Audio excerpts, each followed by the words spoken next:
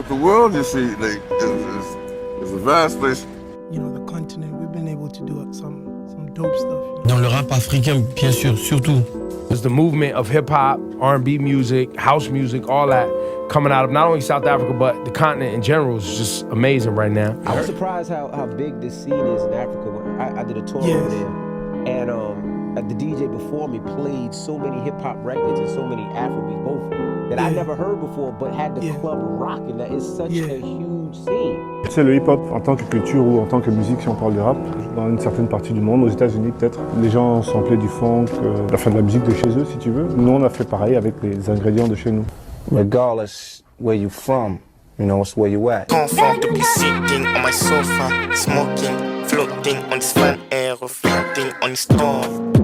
So far, I'm so far from where I come from, so far from me.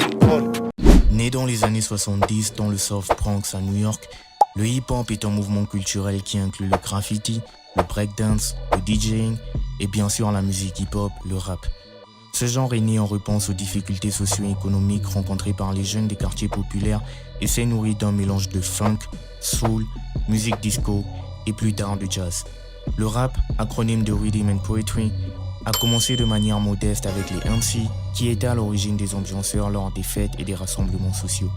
Au fil du temps, ils ont commencé à développer des raps avec plus de lyriques qui reflétaient les expériences et les luttes de leur communauté. Dès ses débuts, le hip-hop était souvent une forme de narration avec des thèmes de résilience, d'expression de soi et de commentaires sociaux, ce qui en faisait une forme d'expression rebelle. Le genre s'est développé rapidement à la fin des années 70 et au début des années 80 avec l'essor de groupes comme Sugar Hill Gang à la fin des années 70 et Run DMC au milieu des années 80 qui ont contribué à propulser le genre vers le succès mainstream aux États-Unis. À mesure que la musique hip-hop évoluait, elle incorporait diverses influences et engendrait des sous-genres tels que le gangsta rap, le rap conscient, plus tard la trap et bien d'autres, devenant ainsi l'un des mouvements musicaux les plus influents au monde.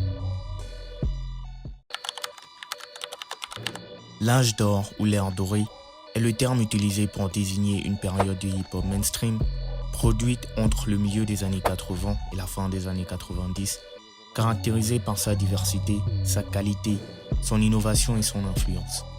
En se mélangeant à d'autres genres tout en conservant son essence, le hip-hop a gagné en popularité auprès du grand public durant cette période.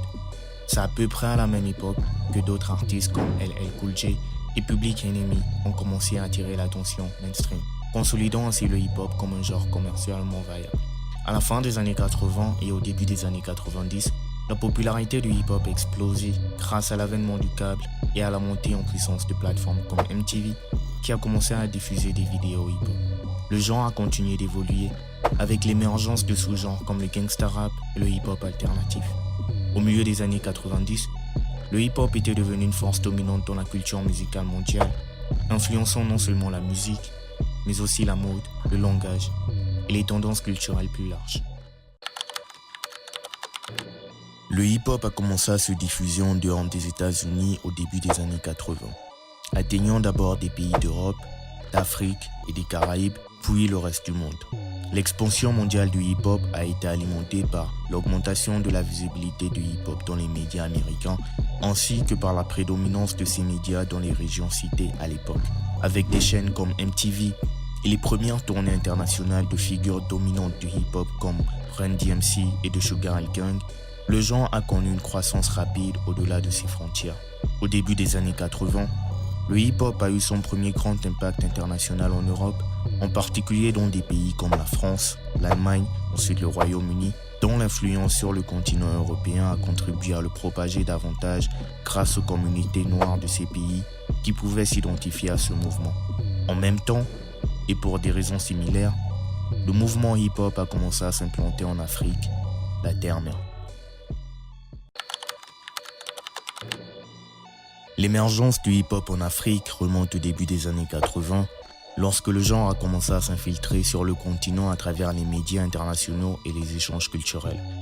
Le hip-hop américain a atteint les publics africains grâce à sa diffusion en radio, télévision et des cassettes très populaires à l'époque, en particulier dans des pays ayant des liens culturels forts avec les États-Unis, tels que le Sénégal, le Nigeria et l'Afrique du Sud, et à peu près à la même époque dans d'autres pays francophones, à mesure que l'influence du genre grandissait dans des pays comme la France.